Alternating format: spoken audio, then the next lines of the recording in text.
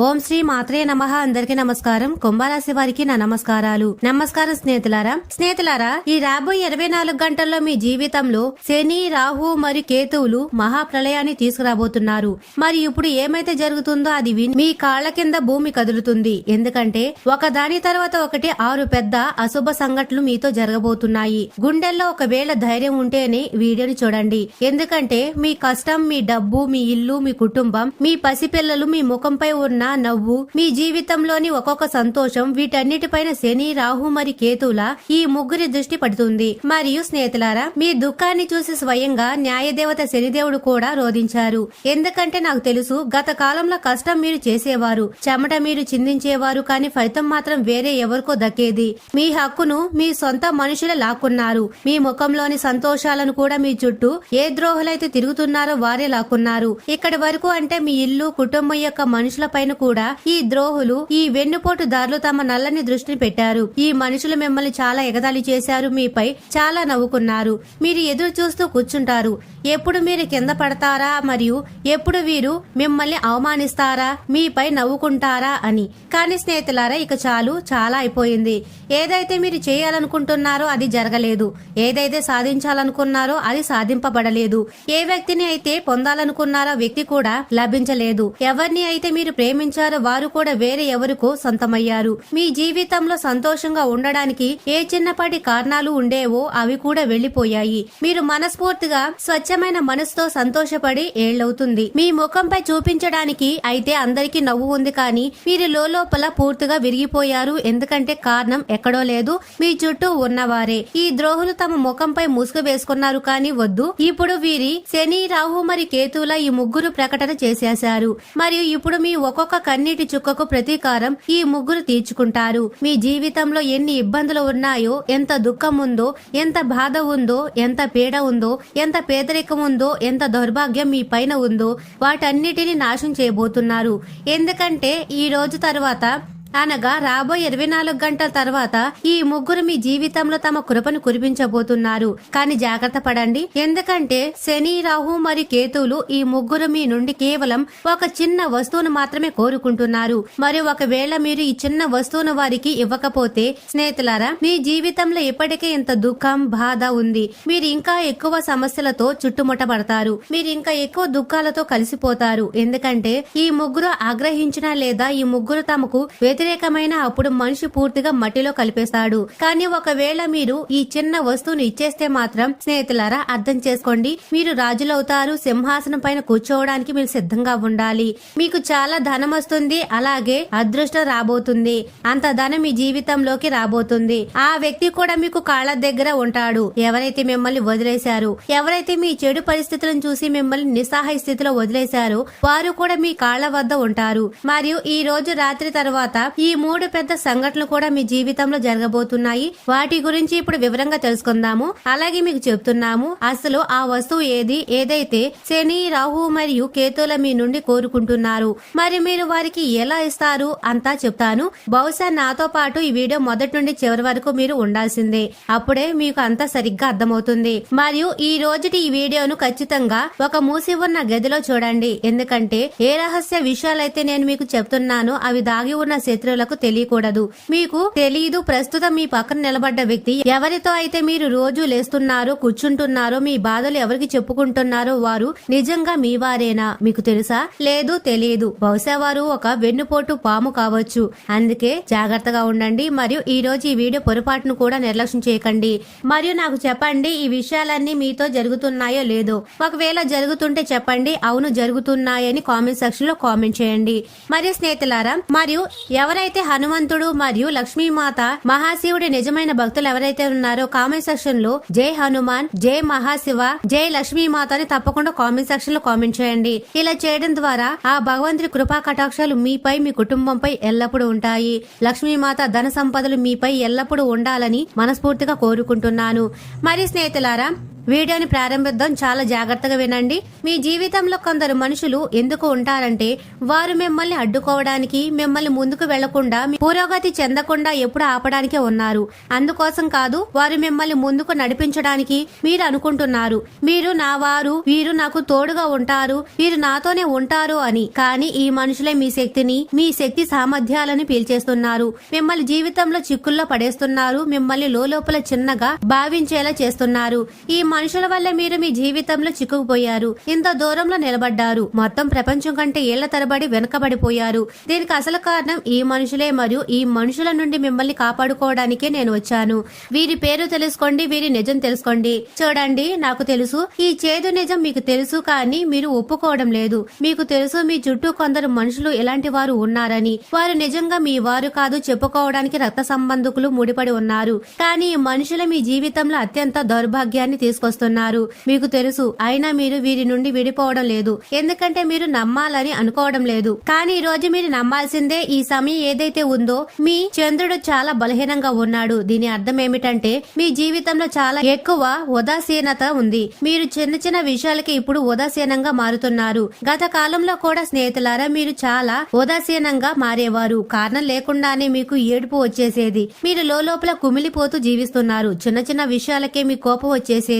మీరు మీ సొంత మనుషుల పైన కూడా కోపం చూపిస్తున్నారు. చిన్న పిల్లల పైన కోపం చూపిస్తున్నారు. మరియు ఎంతగా అంటే మీరు ఎంత చిరాకు పడుతున్నారంటే, ఎవరైతే నిజంగా మీ వారో, అంటే ఎవరైతే మీ కోసం ప్రాణాలు ఇస్తారో వారు కూడా మీ నుండి దూరం అవుతున్నారు. ఎందుకంటే మీరు అలాంటి మనిషిగా మారిపోతున్నారు. చిన్న చిన్న విషయాలకే స్నేహితులారా మీరు విలవిల్లాడిపోతున్నారు. చిన్నపాటి ఏదైనా కష్టం వచ్చినా మీరు లోపల వణికిపోతున్నారు. మీకు రాత్రి నిద్ర రావడం లేదు. మళ్లీ పాత గాయాలు మీకు గుర్తుకు వస్తున్నాయి. ఆ వ్యక్తి నాతో ఇలా చేస్తాడు, ఆ వ్యక్తి నన్ను వదిలేసి వెళ్లిపోయాడు, నాకు ఇక్కడ నష్టం జరిగింది అని మీరు చిన్న చిన్న విషయాలను మళ్లీ మనసులో పెట్టుకుంటున్నారు. మీరు స్వయంగా చెప్పుకుంటున్నారు నేను బాగున్నాను అని. కానీ మీరు బాగోలేరు. స్నేహితులారా, మీ మనసు చాలా బరువుగా ఉంది. మీరు ఈ విషయం నుండి బయటకు రావాలి అనుకుంటున్నారు. మీరు కోరుకుంటున్నారు నేను నా జీవితంలో నిజంగా సంతోషంగా ఉండాలి అని. కానీ మీరు నిజంగా సంతోషంగా లేరు. కానీ ఇప్పుడు స్నేహితులారా, చింతించకండి. ఈ ఎన్ని సమస్యలు అయితే మీరు అనుభవిస్తున్నారో వాటి అంతం వచ్చేసింది. ఈ వీడియోలో అన్ని కష్టాల అంతం ఉంది స్నేహితులారా. అందుకే మీరు ఈ వీడియోను పూర్తిగా చూడాల్సి ఉంటుంది. మరి చెప్పడంలో ఎటువంటి సందేహం లేదు. వారు మహా దురదృష్టవంతుడు లేదా మహామూర్ఖులు అవుతారు ఎవరైతే ఈ రోజుటి ఈ వీడియోను పూర్తిగా చూడరు. ఎందుకంటే మూర్ఖుడే తన జీవితంలో వస్తున్న సమస్యల నుండి బయటకు రావాలని కోరుకోడు. చాలా జాగ్రత్తగా వినండి. ఈ సమయం ఏదైతే ఉందో మీరు భ్రమలో జీవిస్తున్నారు. మీ జీవితంలో భ్రమ చాలా ఎక్కువగా వస్తుంది. మీరు ఏ ఖర్చులైతే ఉన్నాయో అవి చాలా ఎక్కువగా చేస్తారు. మీ ఆదాయం ఏమీ లేదు. ఏ ధనం అయితే మీరు పొదుపు చేశారో అది కూడా మీరు ఖర్చు చేసేశారు. మరి గత కాలంలో కూడా మీరు ఖర్చు చేశారు. ఏదైనా పాత అప్పు మీద నడుస్తుందో మీరు దానిని తిరిగి ఇవ్వాల్సి ఉంటుంది. ఏదైనా విషయం పైన మీరు నెల తరబడి కష్టపడుతుంటే ఆ విషయం పై కూడా నీళ్లు జల్లబడతాయి. చూడండి, ఈ సమయంలో ఓర్పు చాలా అవసరం. మీకు ఓర్పు యొక్క పరీక్ష ఉంది. అందుకే ఓర్పు వహించడం చాలా అవసరం. ఇప్పుడు నేను ఏది చెబుతున్నానో దాన్ని చాలా జాగ్రత్తగా వినండి. ఏ మనుషులైతే తమ అదృష్టాన్ని ఎప్పుడు నిందించుకుంటూ ఉంటారో, ఏ మనుషులకైతే ఎప్పుడు ఈ జీవితం ఏడిపిస్తూ ఉంటుందో వారి జీవితంలో ఇప్పుడు సంతోషాలు రాబోతున్నాయి. ఎలా అందాం స్నేహితులారా, ఇప్పుడు మీ పాడైపోయిన అదృష్టం మెరవబోతుంది. మరియు ఇదంతా ఎందుకు జరుగుతుంది?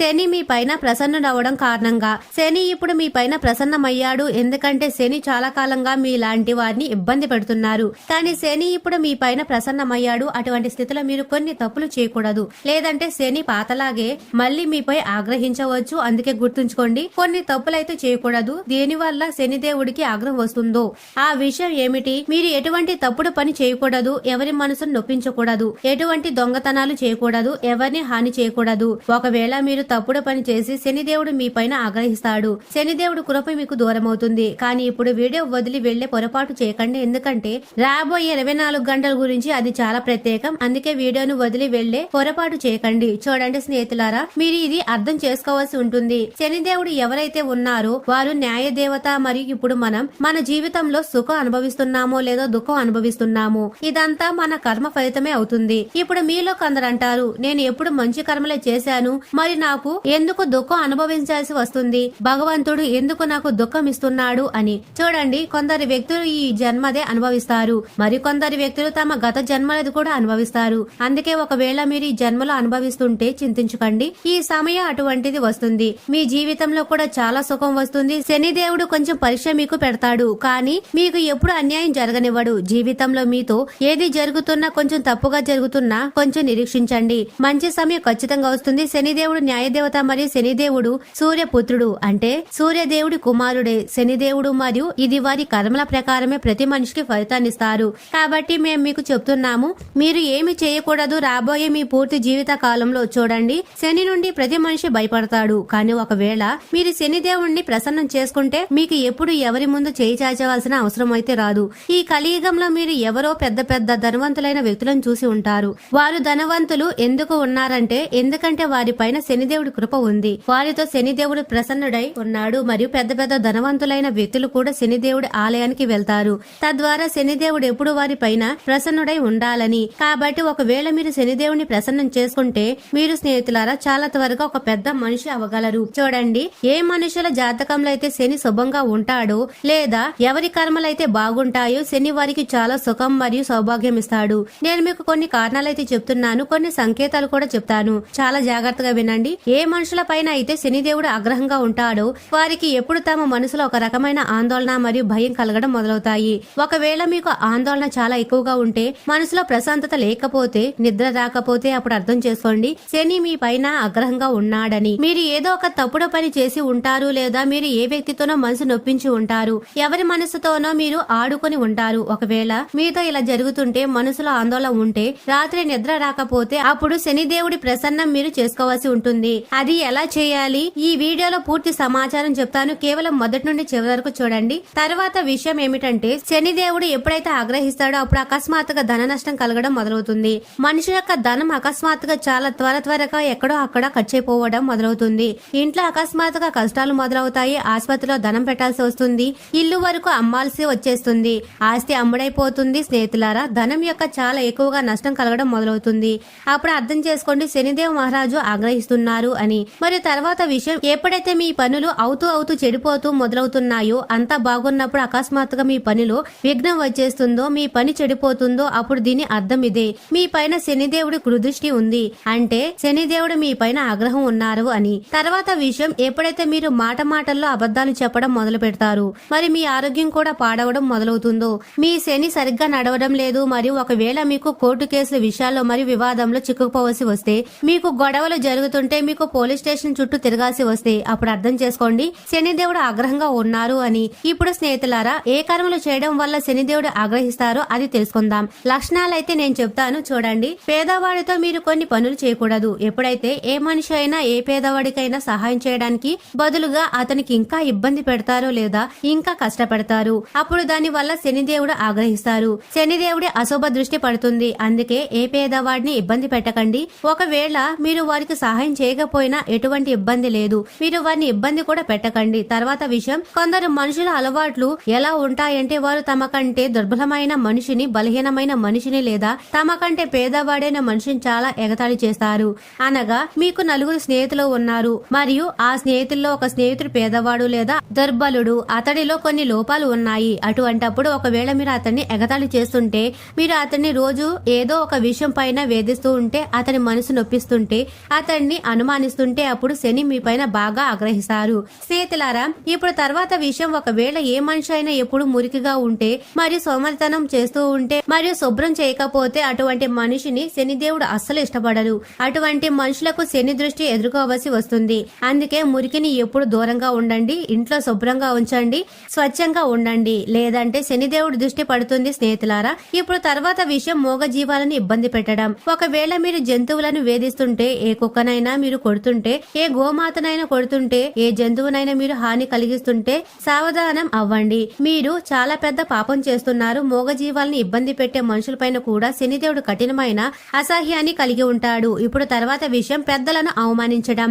ఎటువంటి పెద్దవారిని, ఎటువంటి వృద్ధుడిని అవమానించకండి, లేదంటే శని చాలా భయంకరమైన రూపంలో మీ పైన క్రోధించవచ్చు, మీ పైన ఆగ్రహించవచ్చు. మీ జాతకంలో జన్మల శని దోషం ఉత్పన్నం అవ్వవచ్చు.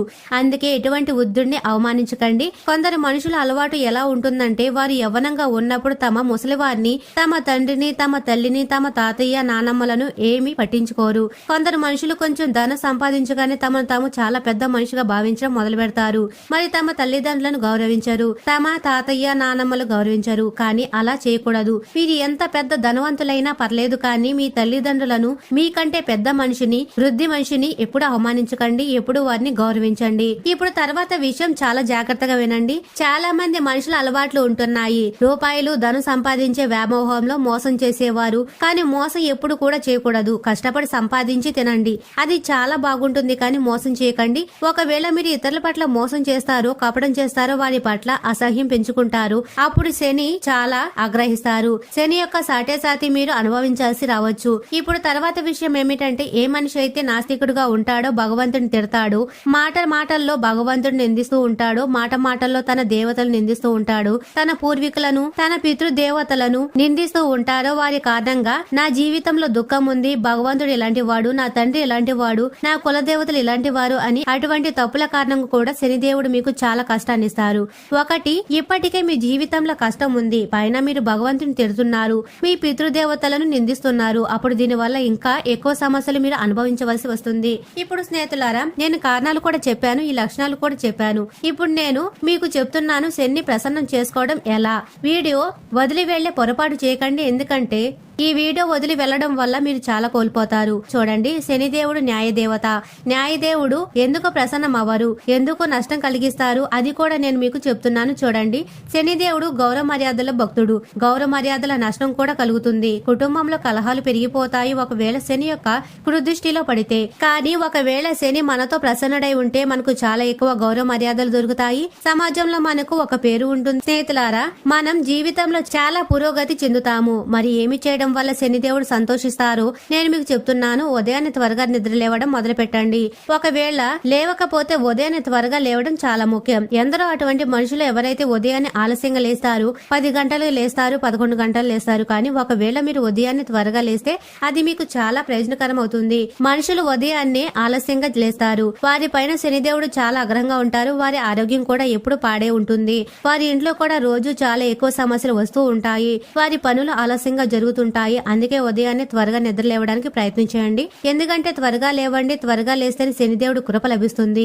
అది ఒకవేళ మీ జీవితంలో ధనం, ఉద్యోగం, వ్యాపారం, వ్యక్తిగత సమస్యలు నడుస్తుంటే అప్పుడు కొన్ని నేను మీకు ఉపాయాలు చెప్తున్నాను. చూడండి, దాన పుణ్యం చేయడం మన ధర్మశాస్త్రాల్లో అయితే చాలా లాభదాయకమని చెప్పబడింది. కానీ శనిదేవుడి ప్రసన్నం చేసుకోవాలంటే దానం చేయడం అత్యంత ఉత్తమమైన మరియు అత్యంత పెద్ద మరియు సులభమైన మార్గం. చూడండి, దానం చేయడం వల్ల చాలా లాభాలు కలుగుతాయి. ఇప్పుడు చాలా మంది అడుగుతారు, ఏమి దానం చేయాలి? చూడండి, దానం దేనికి అంటారు? దానం అంటే మీ కారణంగా వేరే మనిషికి తన జీవితంలో ప్రయోజనం కలగడం, అంటే అతడి జీవితం యొక్క ఇబ్బంది తగ్గిపోవడం. మీ కారణంగా ఏ పేద మనిషి కడుపు అయినా నిండిపోతే, మీ కారణంగా ఏ పేద మనిషి సంతోషం దొరికితే అప్పుడు దాన్ని అంటారు దానం అని.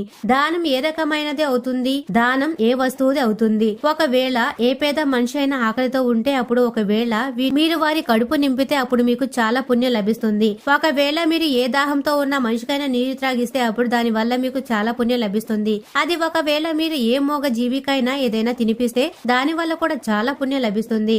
మీరు ఎన్ని చెడ్డ కర్మలు చేసినా సరే, కానీ ఒకవేళ మీరు ఏదైనా మంచి కర్మ చేయాలనుకుంటే అప్పుడు మీరు ఈ రకమైన ఏవైతే నేను చెప్తున్నానో అటువంటి పుణ్యాలు చేయండి. మనుషులు అంటారు, గోధుమలు దానం చెయ్యి, బంగారం దానం చెయ్యి, వెండి దానం చెయ్యి, అన్నం దానం చెయ్యి అని. చూడండి, ఏమీ అవ్వదు. మీరు ఏ బ్రాహ్మణుడికైనా ఒకవేళ ఏదైనా దానంలో ఇచ్చినా కూడా దాని వల్ల ఎటువంటి ప్రయోజనం లేదు. ఎందుకంటే బ్రాహ్మణుడి ఇల్లి ముందే నిండి ఉంది. కాబట్టి దాన పుణ్యాలు ఈ రకమైనవి చేయండి, ఈ రకమైన దానాలు చేయండి, ఈ రకమైన కర్మలు చేయండి. అదే ఒకవేళ మీకు ఇంకా మంచి దానం చేయాలంటే మీరు ప్రభుత్వ ఆసుపత్రికి వెళ్లి, ప్రభుత్వ ఆసుపత్రిలో ఎందరో పేద మనుషులు ఉంటారు. ఎవరైతే అనారోగ్యంతో ఉంటారో వారిని అడగండి, వారికి ఏదైనా అవసరం ఉందా, తినడానికి, తాగడానికి, లేదా కొన్ని డబ్బులు అవసరమా, లేదా కొన్ని మందులు అవసరమా అని అవి ఇవ్వండి. కానీ ఒకవేళ వారికి ఏదైనా మందులు అవసరం ఉంటే వారికి మందులు తెచ్చి ఇవ్వండి, వారికి ఏదైనా తినడానికి తెచ్చి ఇవ్వండి.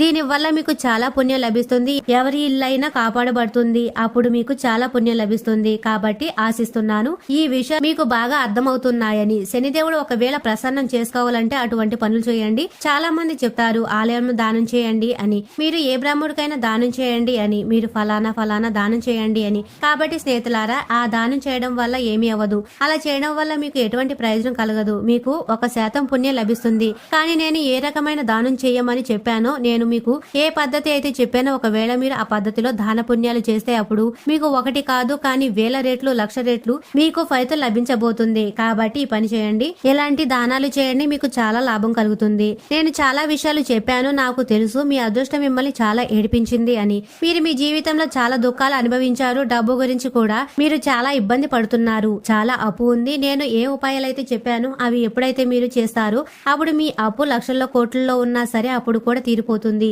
చాలా లాభం మీకు కలుగుతుంది. కాబట్టి ఈ ఉపాయాలు మీరు తప్పకుండా చేయండి. కాబట్టి స్నేహితులారా, ఒకవేళ మీ అంతరాత్మ మరియు మీ ఉద్దేశం శుద్ధంగా ఉంటే అప్పుడు ఈ విషయాల వల్ల ఎటువంటి తేడా ఉండదు. ఎవరు మిమ్మల్ని మంచి అన్నా లేదా చెడు అన్నా మీరు మీ ఉద్దేశంతోనే గుర్తించబడతారు. స్నేహితులారా, ఇతరుల ఆలోచనతో కాదు. అందుకే మీ జీవితంలో ఎప్పుడు మీ ఉద్దేశాన్ని మీ అంతరాత్మ రెండింటిని శుద్ధంగా మరియు స్వచ్ఛంగా ఉంచుకోండి. కాబట్టి ఈ జ్ఞానాన్ని ఈ రోజు నుండే మీ జీవితంలో తప్పకుండా ఆచరించండి. మరియు స్నేహితులారా, కుంభరాశి వారు ఎప్పుడు సుఖ సంతోషాలతో ఆయురారోగ్యాలతో ఆనందంగా ఉండాలని మనస్ఫూర్తిగా కోరుకుంటున్నాము. ఈ వీడియో మీకు నచ్చినట్లయితే ఇలాంటి మరికొన్ని వీడియోల కోసం మా ఛానల్ సబ్స్క్రైబ్ చేసి లైక్ చేయండి. అలాగే కామెంట్ సెక్షన్ లో మాతామే మీ కుటుంబ సభ్యులమే అని తప్పకుండా కామెంట్ చేయండి. అందరికీ ధన్యవాదాలు.